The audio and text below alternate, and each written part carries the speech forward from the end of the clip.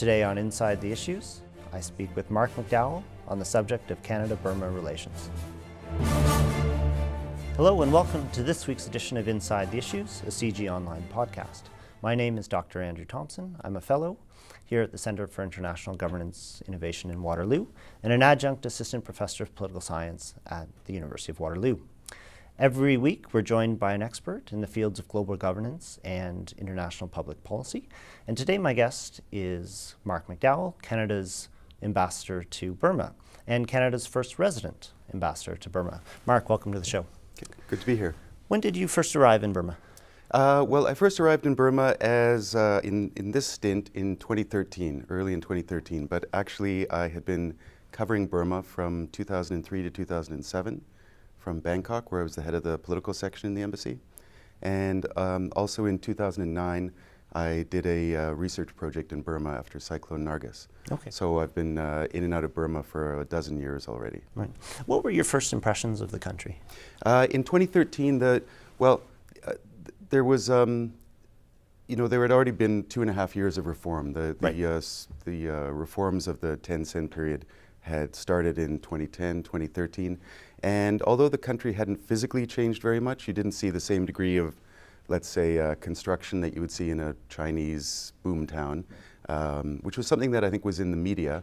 The city at the level of people had completely changed. I mean, you saw in the newsstands a variety of newspapers with stories criticizing the government. You saw Aung San Suu Kyi bumper stickers on the cars. People were talking very freely about politics. So while the buildings hadn't changed, the people and the atmosphere had changed completely. Right. And how would you describe Canada's historical relations with Burma? Right. So because of the long period of sanctions starting in the 90s and the early 2000s, by the time the embassy was set up in 2013, relations between Canada and Burma had kind of been ground down to zero. It was really starting from scratch. There were no economic ties because of the sanctions policy. There were certainly no high-level exchanges, no development cooperation program, no people-to-people ties to speak of because there were very few tourists to Canada. It was hard to get a visa. You had to go to Bangkok to get a visa. Very few foreign students, so really very, very limited.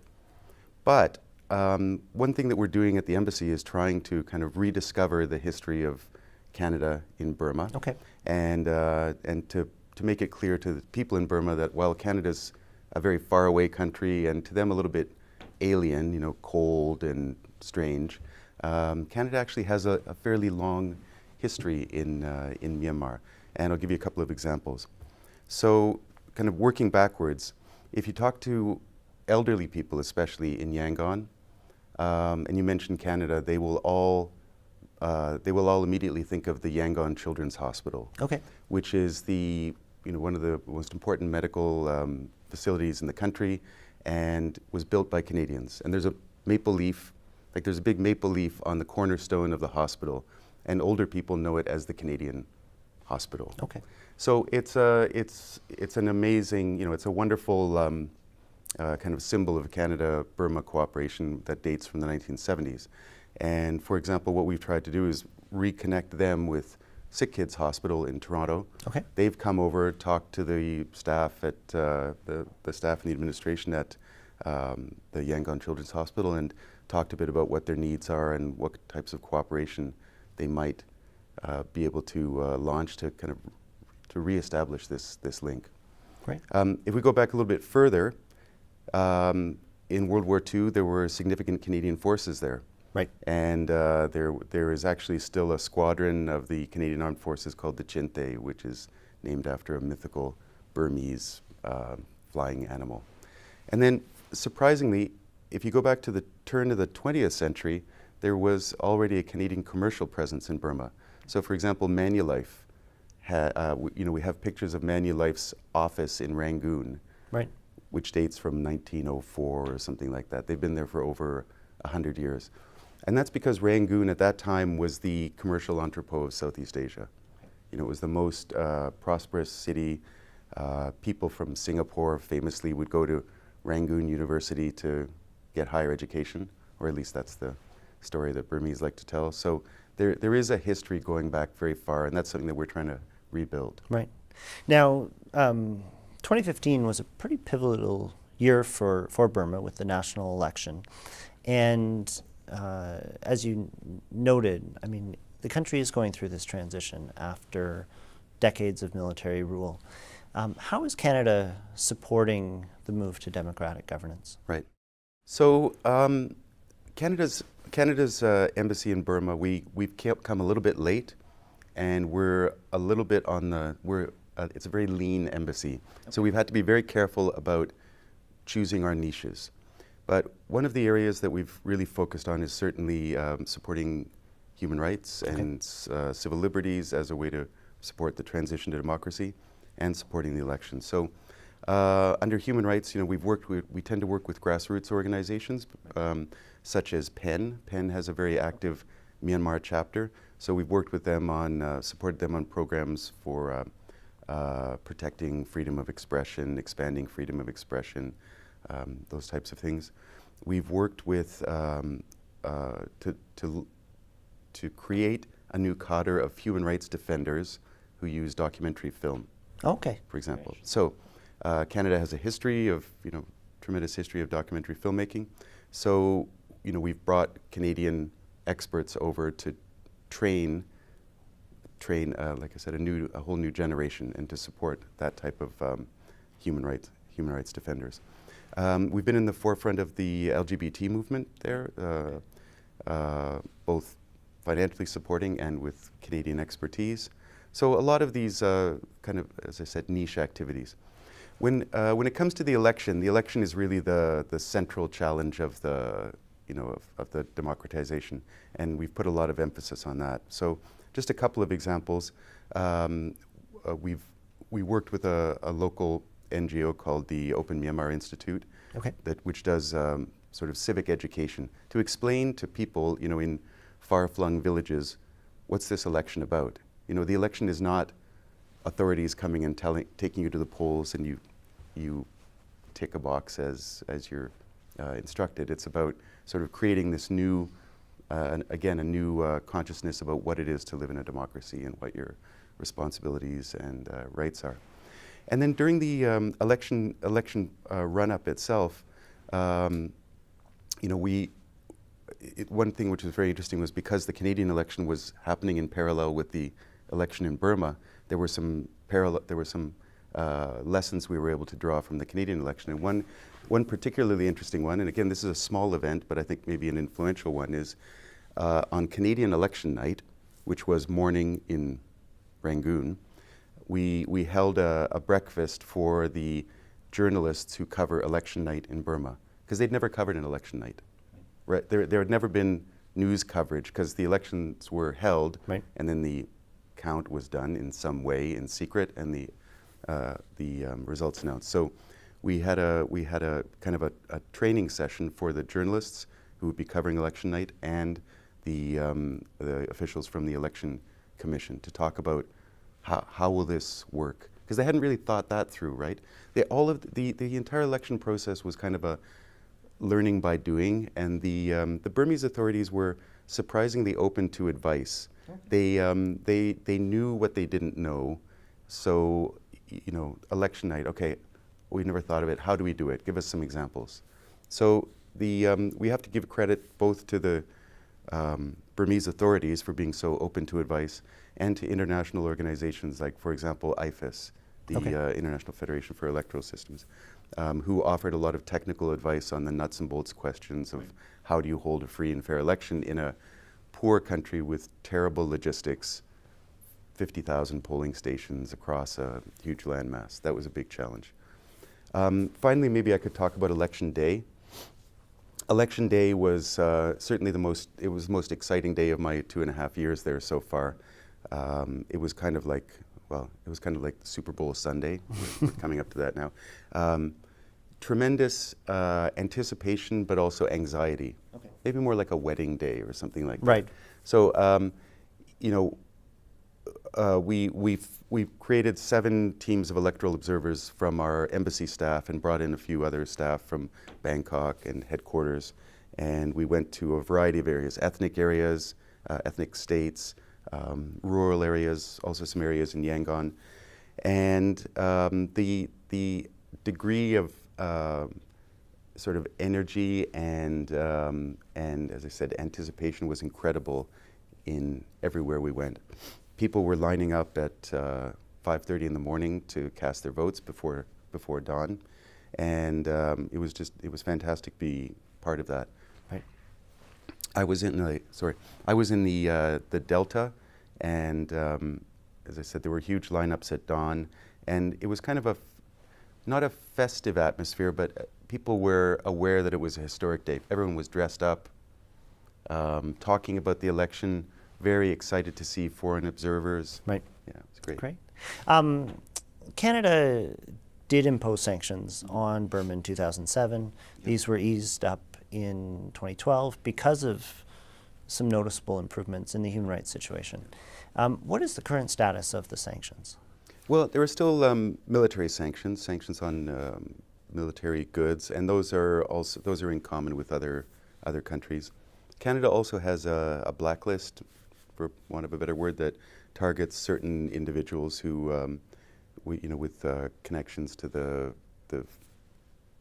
military regime, and most other countries have abolished that. It's just the United States and Canada that still have that. Okay, and does the Canadian government still have? Are there particular human rights concerns that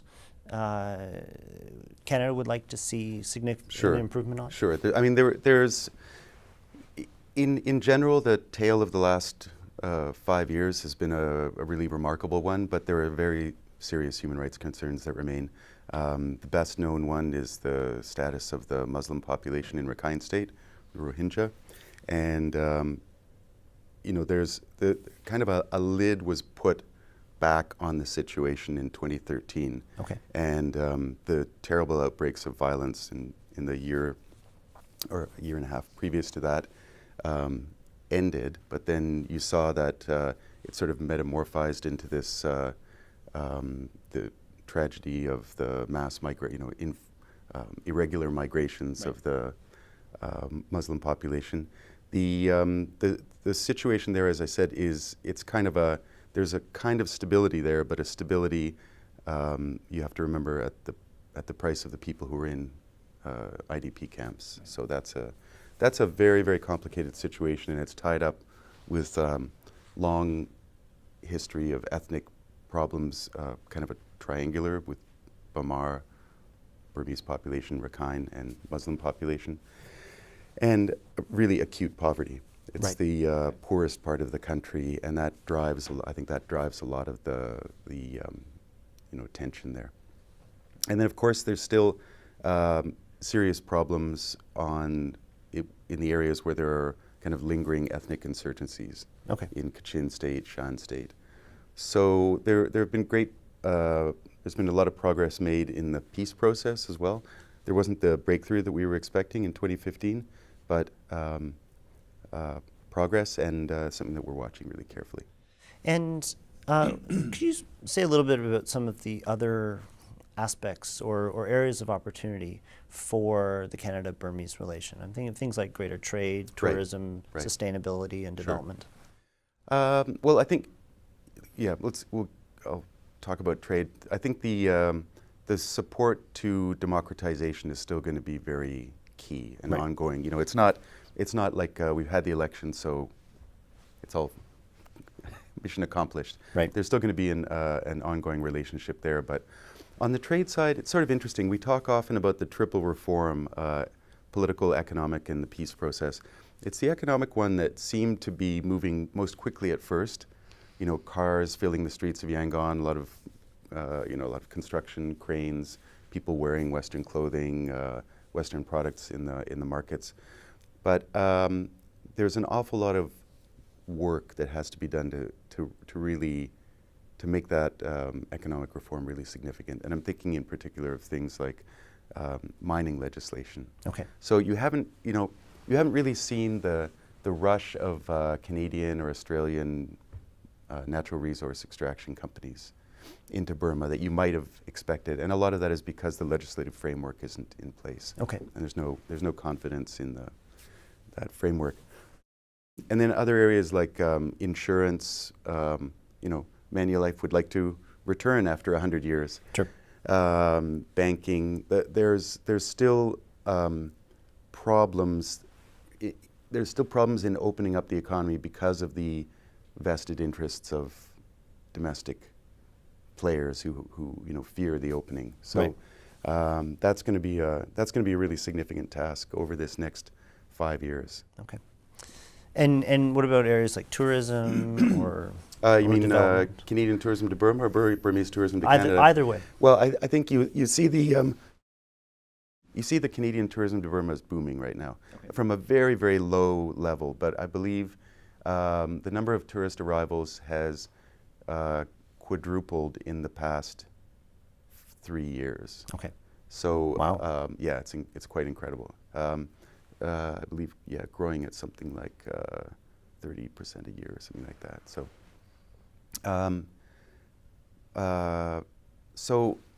so what's the problem right now with the tourist sector is that there's a bit of a race now for the Burmese to create the flights and bus service and hotels to accommodate this influx.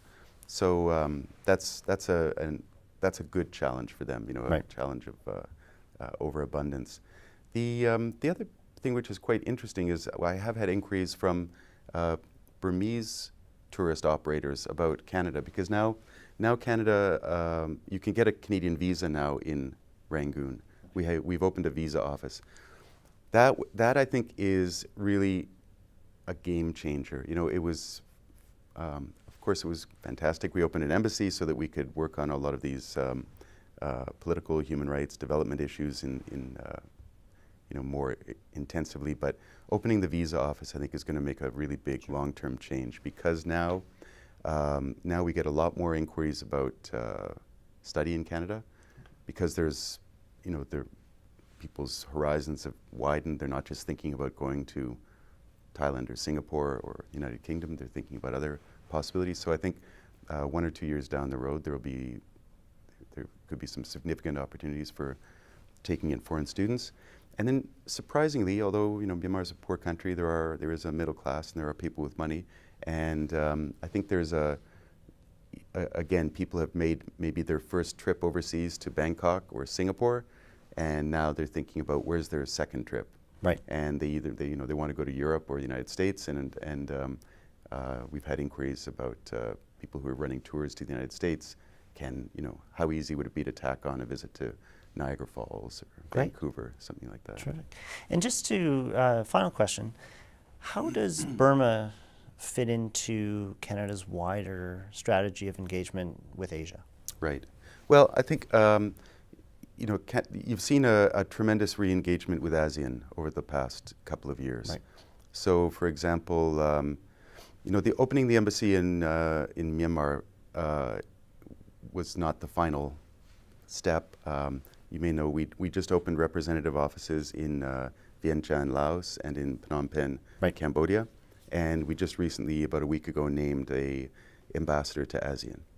So that kind of completes our suite of diplomatic assets in the region. So it's the engagement in Myanmar is obviously part of a larger strategy of re-engaging in ASEAN.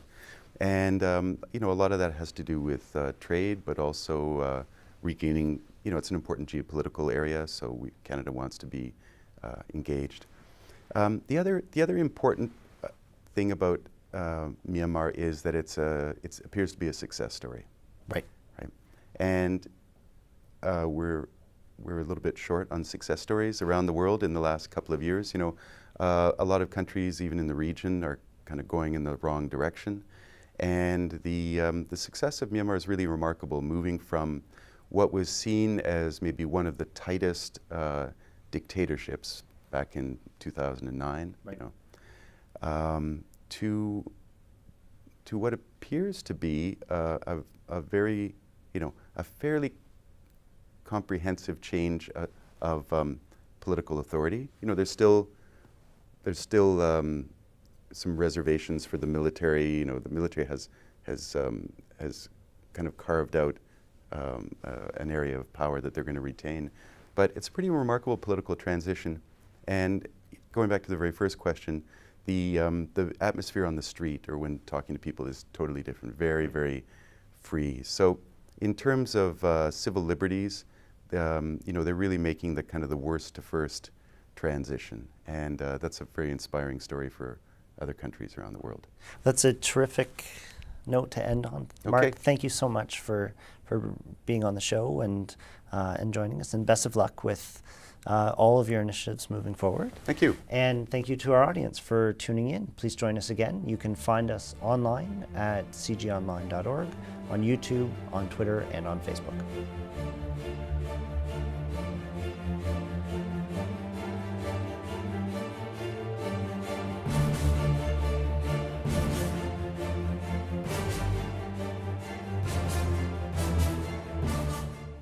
McDowell, Canada's ambassador to Burma, and Canada's first resident ambassador to Burma. Mark, welcome to the show. Good to be here. When did you first arrive in Burma? Well, I first arrived in Burma as in this stint in 2013, early in 2013. But actually, I had been covering Burma from 2003 to 2007 from Bangkok, where I was the head of the political section in the embassy. And also in 2009, I did a research project in Burma after Cyclone Nargis. Okay. So I've been in and out of Burma for a dozen years already. Right. What were your first impressions of the country? In 2013, there was, you know, there had already been 2.5 years of reform. The reforms of the 10-cent period had started in 2010, 2013. And although the country hadn't physically... Burma relations. Hello and welcome to this week's edition of Inside the Issues, a CIGI Online podcast.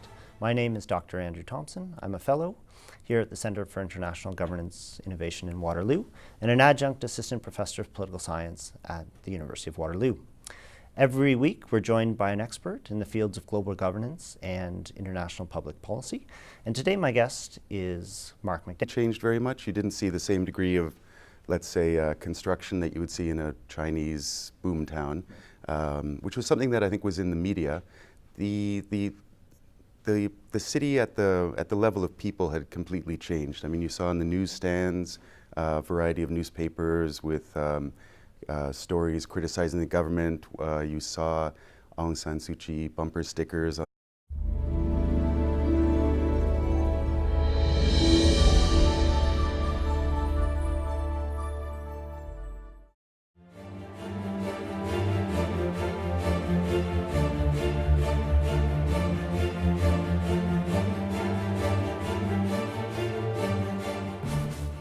Today on Inside the Issues, I speak with Mark McDowell on the subject of Canada.